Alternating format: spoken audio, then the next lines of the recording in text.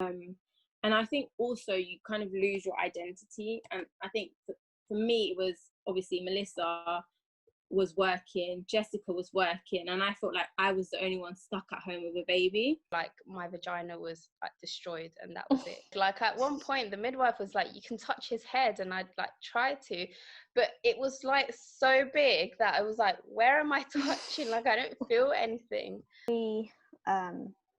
There was a lot going on. Of course, there's the normal anxiety after you have your child of not kind of knowing what you're doing, second guessing everything.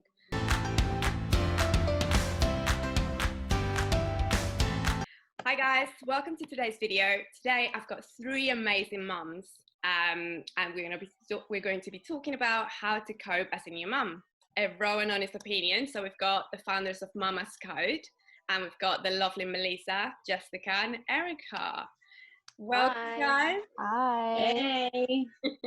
Thank you for joining me today. How was your day? Hot. Very hot. Hot Got and bothered. rushing. Yes. Erica's the only one that's on holiday at the moment. Oh, yeah. So let me know about your experience about your firstborn baby. So how was your experience? What do you go through? Like, what were your fears before? What happened once you had your baby? Yeah, tell me. We want to know everything. Shall I go first? Okay, so I always wanted to have children. Okay. So when my husband and I got married, that was always something that was kind of next on the cards, but then we just didn't expect it to happen as fast as it did. But it did. My pregnancy thankfully went well. Obviously just a normal kind of pain here and there because of the growing bump and everything. But for me, the major thing was I didn't have time off before having Maya. So normally, you know, people would always have like maternity leave prior to having their baby. I don't know, maybe like a couple weeks or a month. But I thought that where it was my first child, probably she will be late. But she wasn't. She was 2 weeks early. So I actually worked on Friday and had her on Sunday. So I felt caught off guard. Materialistic things, I had everything ready. So I had a cot, I had a pram, car seat, and all of that, clothes. But mentally, I felt like I didn't have that unwinding time before to really just say, okay, in the next This week, is happening. Yeah, this is happening now. Just some dedicated time to myself. I didn't really have that. Okay. So when I did have Maya, my emotions and my hormones were just all over the place, and I probably downplayed it. Tell us like what was happening in your mind when you thought, oh my god, my water broke. Did you freeze? What was the reaction there?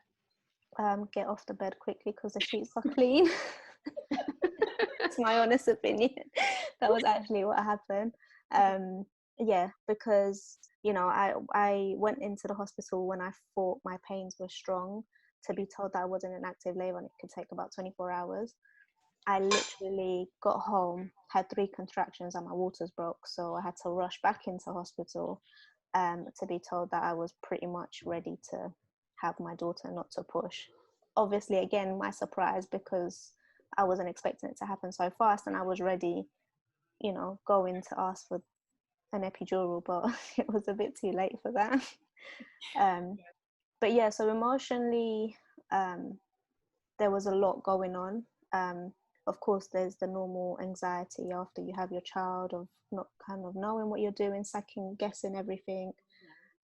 Everyone trying to help you, and it can sometimes be a bit overwhelming because you don't know.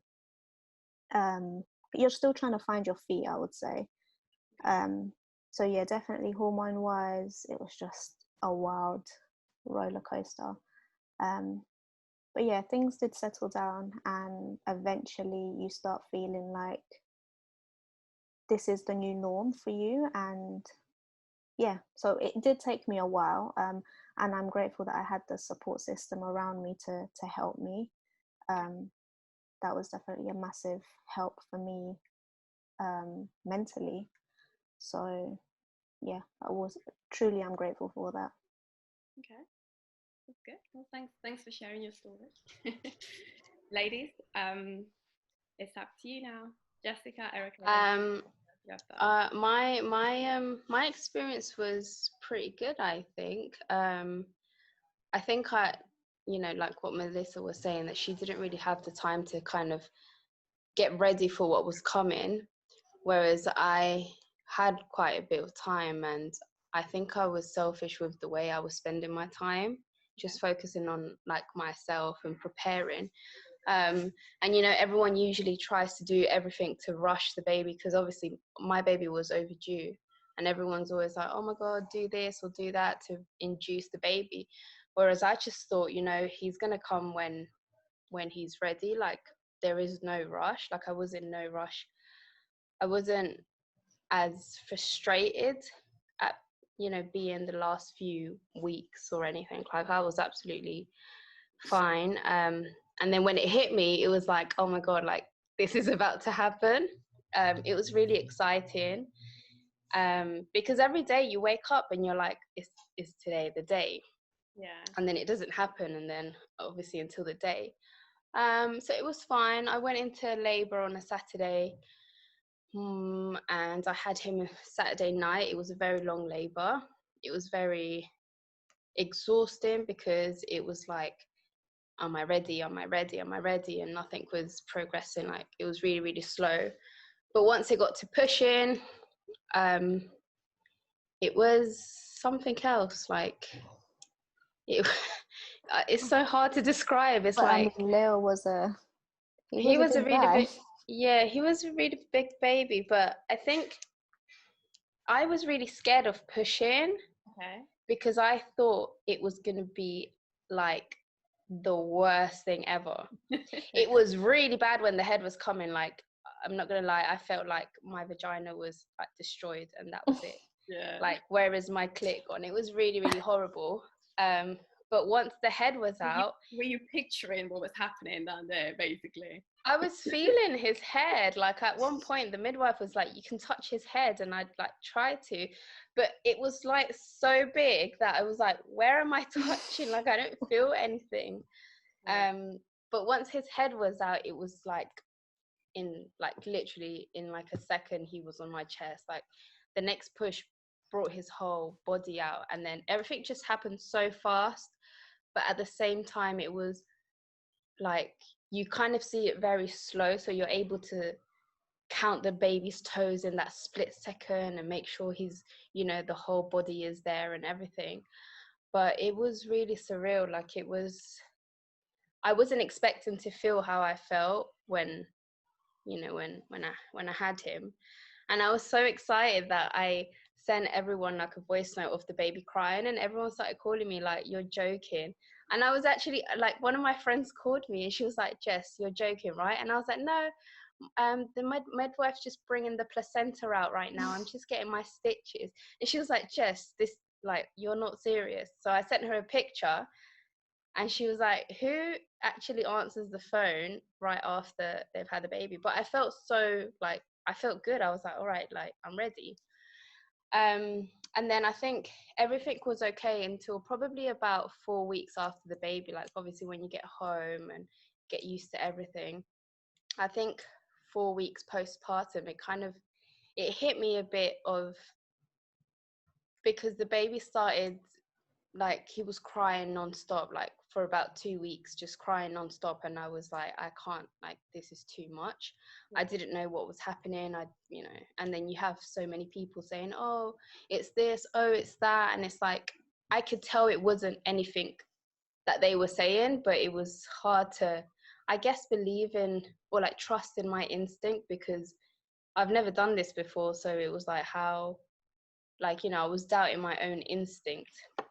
And because you have so many people telling you different things, you kind of just think maybe they know a bit more. Or so those were two, like, really, I think, my worst 2 weeks.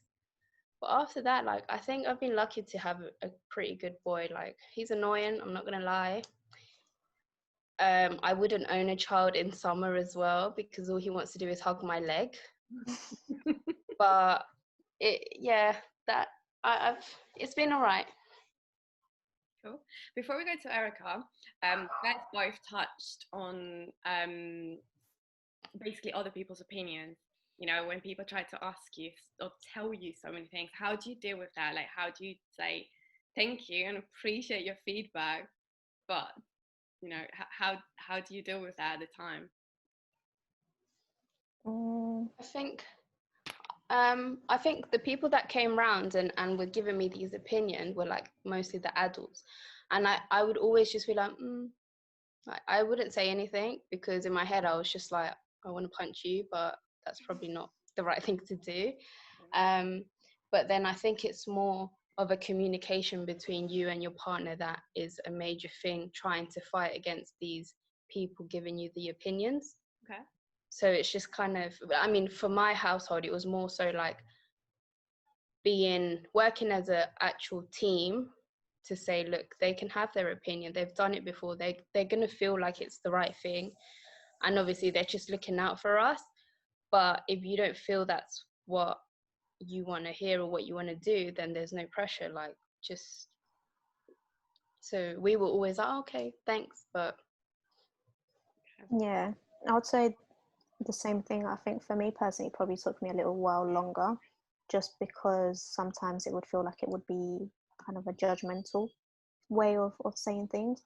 So probably again, communication, depending on kind of where it's coming from and the angle, let's say family wise. So if it was my kind of family saying something, then I would probably feel more comfortable kind of saying, I didn't really appreciate that, or kind of thank you for this, but no, we're doing it our way.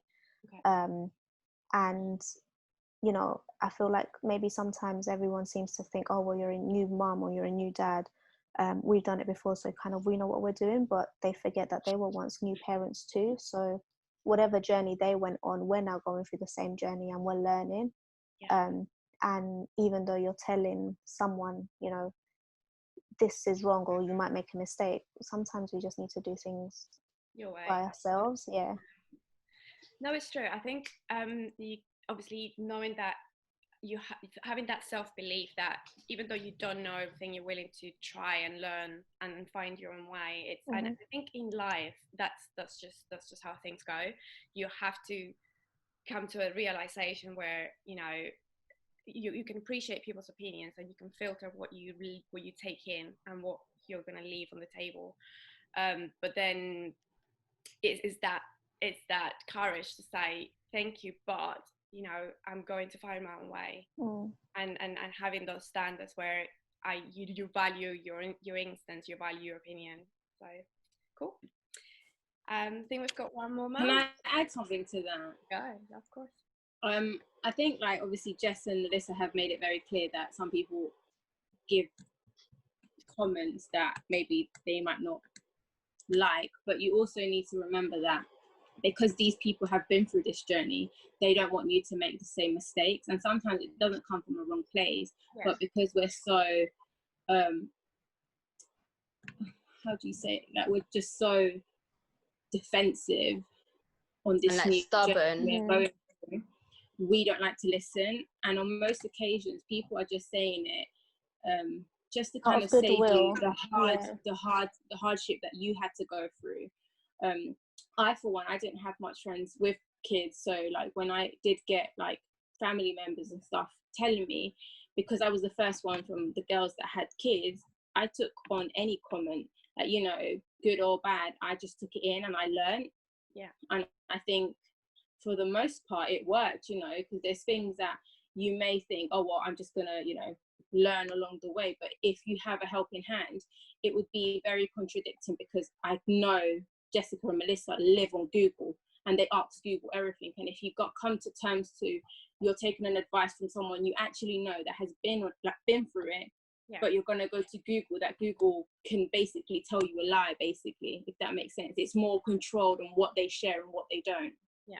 So I think there's a balance in between both. Yes, sometimes people throw negative comments and kind of like are more judgmental than offering advice. But then you also have to look at the good side of it, that you kind of like, I know that sometimes I was told one thing and I'm like, oh, you know, I haven't tried it, let me try it. And if it would work, good. If it didn't, well, you know, at least I gave it a go. Yeah. But I would never throw a comment or anything under the bus, because unless I try it, and like I've said, like I was a first time having a child, I had no one to tell me wrong from right. So yes, I was learning along the way, but if I hadn't gotten these comments, I probably would have found it extra hard to cope. I suppose you're right. It comes from a place of they want to help you, and I think it's with their best intentions. And as long as you have that balance where you take and you learn from people that have already done it, and you know they've been through things, but at the same time filtering what works for you and what doesn't. And sometimes if you do feel that it's judgmental, like Melissa said, you know, maybe say thank you, but I did appreciate that. So maybe trying to have we'll go to our second question, which is what your advice to a new mom will be. So, but Erica, do you want to tell us about your experience with your first baby, with Joel? I know you've shared it on Instagram, but you know, now that we're looking at you. I think your volume's off. Oh, so with Joel, he gave me a scare at like 30 weeks where I had a bleed. So I got taken to hospital because they thought he was coming, and they checked me and I was dilating. I think I was 2 centimeters dilated. So they were like, it looks like your membranes are kind of open. So it might mean that, you know, he's coming before his time. And I got 2 injections in my legs just so his lungs were ready if he were to be born. I had to not stayed over, but no, like, you know, all my family were like, yeah, he's going to be early. No, they lied. Like, no. He was not. He was 2 weeks late.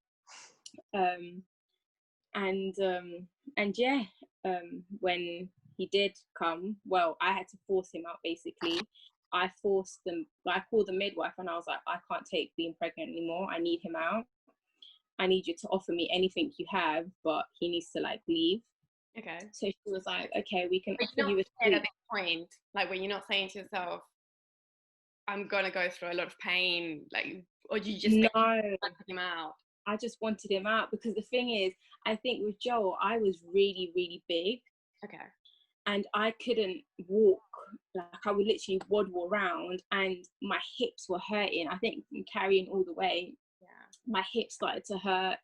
It just wasn't enjoyable anymore. And you know, like, you're anxious because this baby has been cooking for 9 whole months in your belly, so you just wanted him to be born. And obviously I think that because they give you kind of like a due date, you expect your child to be born on that day. So when they're not, you're just kind of like, oh, why isn't he being born? Is there something wrong? And you know, there's so many other complications that follow if, you know, they stay longer inside the womb, so that they can poo inside there. You know, there's just loads of complications that could happen. So I didn't, when you read about it, it's kind of like, oh, I don't really want to go through it. And if you're late, you can be induced, which I've heard is really horrible. So I just thought I really want it to be as natural as possible. So I went in on a Thursday, I think it was, or Tuesday, I can't remember. No, I went in on a Monday to get a sweep, and then I went with Melissa, and then we walked from the hospital to my house. And then I started kind of feeling like a little bit of cramps, but they weren't nothing major. And then fast forward the day, they just started getting stronger and stronger. And I thought, yeah, no, this is it. Like, he's definitely going to come today. Anyways, it was like, I think 10 p.m. and I went to the hospital because I was like, I can't cope anymore. This is it. Like, it has to be this. And I went in and they were like, oh no, you're like 2 centimeters dilated. So bear in mind, when I was 30 weeks pregnant, I was 2 centimeters dilated. So nothing had progressed. The lady was like, I remember the midwife saying, you're talking. And I was like, yeah, so what? She was like, when you're in active labor, you would not be talking. And I was like, because she said to me, she was basically like, come back when you know it's time. I'm like, how am I going to know? And she was like, oh, you know it's time. And it kind of like just clicked in, and I was like, oh wow, does it get worse than what I'm feeling? And then during the night, obviously I told Camilo to just fall asleep because he was knackered. And I was just pacing up and down my parents' house until the morning. I couldn't sleep at all. And in the morning, I literally said, yeah, I think it's time. We need to go. I can't do this anymore. Yeah. I think we got to the hospital for like 10 in the morning. And we walked in, and then the midwife was like, oh, you're 7 centimeters. And I was like, oh, yes. Finally, in my mind, I thought, what, 2 hours max? And then, you know, he's born. But no, again, Joel was just full of lies. Yeah. He sold me dreams. I got given gas and air, which was amazing. I remember like having like the first like full blow gas and air. I was like, oh my God, Ollie, you need to try this. This is the best thing ever. And then he was like, Erica, behave. And the midwife was just sitting on the floor. And I was like, is this not the best? She was like, I'm not sure. I've tried it before. But we all know that she probably has. But yeah, he was born way like nearly like in the night. And I remember pushing, because when we got taken to the room, I remember I was so like ready, like I was like, I need to get him out, and I went into the pool straight away. So I think that stopped me from dilating, because I've read the more you move, okay, the more like basically gravity works in your favor. It will push the baby down more.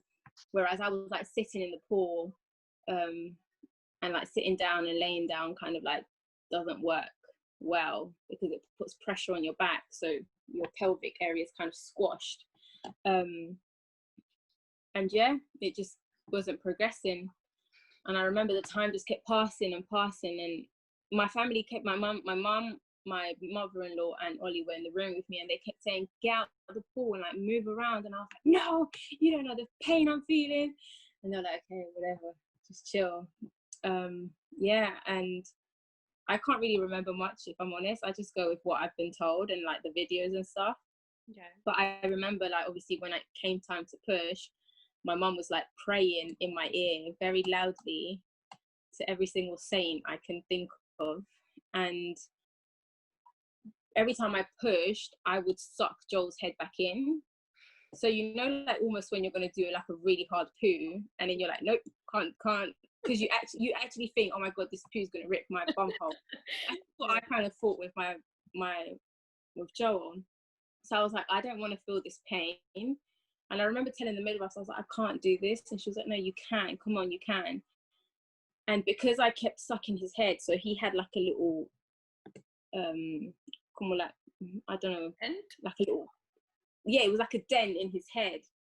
And my mum thought like he was deformed. So she kept praying faster and faster. And I remember when his head came out, Ollie was holding me from here and he let me go. So I sunk into the pool. Oh, wow. And my mum like grabbed me out, and Ollie was just flapping around like a chicken, crying. And right after the head, like the body just came out. It's like it literally just slid out. Didn't even have to push for it. It was great. And I remember like when I was getting stitched up, when you walked into the room and you were like, how was it? I was like, don't have kids, just don't. I'm following your advice. And tell me about the first 10 days or the first couple of weeks after, when you went home, when you were like, okay, so I've got a new baby, like what do I do? Like what was that like? Well, to be honest, I didn't really do much apart from breastfeed, because I've never really handled a baby. Like I didn't know how to change a nappy or anything. And because I got so many stitches, so I think I had like 20 stitches because he ripped me from all the way down to my bum hole. Okay. So I was literally destroyed. Whenever the midwife came, I just remember she used to look down there and then to see how like the stitches was going and stuff. But I didn't bath him, I didn't change his nappies. I just remember carrying him and like putting him in my boob, and that was kind of it. And I think because there's so many adrenaline going through those few days and everyone wanted to come and see him, I didn't think I got time to kind of sit down and let it all sink in. I think for me, it was after the 2 weeks when Ollie had to go back to work, and obviously my mum wasn't around so much if she had to go out and stuff, and I felt like I was by myself with the baby, that I kind of felt a bit lost within myself. I didn't know how to control my emotions. If the baby cried a lot, I would kind of have like negative thoughts. So I remember from time to time kind of sitting there and thinking, why did I have a baby? Like, this is not for me. But I felt like because it was so much, I was so sleep deprived from all the waking up and breastfeeding and kind of like, you know, that it just kind of felt a lot. And I think more so I didn't get a chance to kind of take it all in them first weeks. Everything was just rushed, and he was in one hand and the other, and I didn't kind of get to spend that one-on-one time with him alone to kind of know him. But I mean, I've been doing it for 5 years now, and he's all right. Now obviously having no sleep or little sleep, it will affect your emotions and it will affect your mood. How do you in the end, what do you say to yourself, okay, so I'm going to do this? Or what helped you to actually control how you were feeling and your thoughts? Like, right, I know that you said it was difficult at the time, but obviously, what was kind of the process to come out of that sort of negative pattern, negative thoughts? Well, I think it was kind of bouncing off of Camillo, because I remember always feeling quite sad, almost like I had like baby blues and stuff. And I think I was, for the most part, I thought like I wasn't born to be a mum, so I quite felt scared that, you know, I may try to harm my baby. It was like little, you know, like your brain plays mind games and stuff, and I would always think these things, and I'd be like, but why? Like, he goes to sleep and I take, I think, like 1,000 pictures of him in the same pose, and then I can't literally wake up, like wait for him to wake up. So I think me being able to be open about my feelings with my partner kind of like helped me see what was going on. He was like, you clearly don't want to hurt the baby, you clearly are just tired, you know. And then I think from then on, we kind of like, he would help with bottle feeds, and that's when we went to mixed feeding. So he would do like some nights, I would do some nights, and like my parents would help me during the day. And I think also you kind of lose your identity. And I think for me, it was obviously Melissa was working, Jessica was working, and I felt like I was the only one stuck at home with a baby. And like they would go out and do different activities, and again stuck at home with a baby. So I felt deprived, like my life had been ripped apart because I had this baby. And like it only lasted a few weeks, because I remember afterwards I was like, I wouldn't prefer to do anything more than be at home with my baby. I think the first time I left him was when we went to some wedding show for Mellie's, that she was going to get married. And I remember calling my mum every single second, and I was like, is he okay? And she's like, oh my God, yes, he's fine. So that's when you kind of like, it kind of sinks in, you know, like, of course I love my baby. It's just, it's something so brand new, and you think you have to be perfect at everything. And like for me, with Joel, I think I only breastfed for 4 months because the pain, and that's another thing that is not really spoken about. Like obviously you've got the pain from childbirth, you've got the aftermath of like the stitches and stuff. Like I was constipated, so that was just another hardship for me.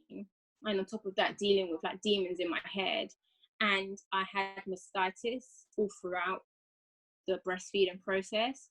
And he would only like my right tit, he wouldn't like the left one. And I remember Melissa, I don't know why I asked for her opinion, like her help, but I was like, how do you, you get the milk out like to flow? And she was like, oh, you brush your boobs. And I remember sitting on my bed like brushing it with a comb, but she was like, you need to do it hard. And I was like, okay. And I literally brushing with all the strength I had in me, and my mum walks in and she's like, why, what are you doing, your boobs gonna, like, it's nearly bleeding. And I was like, Melly told me to brush my, she was like, it's slowly, and it's not with the, like, the comb bit, it's with the opposite side. And I looked at Melissa and she's like, I don't know why you believe me, like, I'm not a mom, I've never done this. So that's remember really when I you, said babe. about the comments and telling someone to thank you but no thank you? That was probably where Erica should have said thank you, but you're not a mum, so no thank you. But that's how oblivious I was, I was taking comments from, like, I was desperate kind of, and obviously seeing her there, I was just thought, she must know, and she has family that has had kids, so I thought, oh, it might have been a passing comment that she already knows about it. So I think it was all them aspects, I personally on both pregnancy didn't enjoy breastfeeding, so I think that adds also to the pressure, because obviously you want to give your baby the best of you, and me not being able to breastfeed for a really long period of time also affects you mentally. Yeah. Okay, cool. Well, thank you guys for sharing your amazing stories. I think obviously every experience is unique, and I think hearing from other mums and their experience obviously helps you to say, okay, it's okay, I don't know everything, but I'm willing to find out. So let's go for the question number 2. Using less than 10 words, what advice would you give to a new mom? Just going off through what you last said, is that it's just being flexible. I think when I was pregnant, I saw a lot of people that would say to me, when I was pregnant or when I had my children, I stuck to just having the idea of this is the way I want it. And then they realized they shouldn't have been like that, because obviously that affects you mentally. So which is why I took the kind of wing it every single day, like just be flexible with, maybe of course you'll have preference, you'll always have preference in anything you do in your life, but just having the mentality that it might not go that way and it's absolutely fine. So I think that would be my kind of go-to, is just to be as flexible as you feel you can cope with, because we all love control. So let go of the control, be flexible. Just be flexible, I guess, open-minded, I think ask for help. I think that's a really big one, because I think we've mentioned it before. We've mentioned it before that as a mom, you think you need to be in control of everything, and sometimes you just can't. So asking for help doesn't make you less of a mom. When you know there's something wrong and you don't feel right, there's nothing wrong with, having a helping hand. It doesn't take away anything. It actually helps you. But yeah, that's mine. I would say trust your gut instinct with situations with your baby. Even if you're a new mom, sometimes it can be you always second guess yourself. But let's say, for example, if you're concerned about anything and you feel like, oh, if I ask the midwife or the nurse, they might think I'm stupid or whatever, like, always trust yourself to just say, and there isn't anything stupid, like they've probably heard it all before and they'll understand. And probably another thing is to remember to look out for yourself, because after having your baby, like Erica was saying, you do lose yourself, your identity. You're trying to come to terms with the new role you have, your new little human. So yeah, take some time for yourself to just do some self-care, whatever that might be for you, even if it's a short walk or sitting outside and reading or listening to music. But just remember to look out for yourself, because if you're not well, how can you be the best version for your baby and for yourself? Mama's Code. So of course we're 3 friends who embarked on a mother. Sometimes they make me feel like I peer pressured them into this. It kind of hit him that he wouldn't see his friends. He started, obviously I was his teacher now, and he didn't like me as a teacher. And I couldn't even type it out because the thought gave me anxiety, and I was like, it's just too much stress. And you kind of get to know your new self.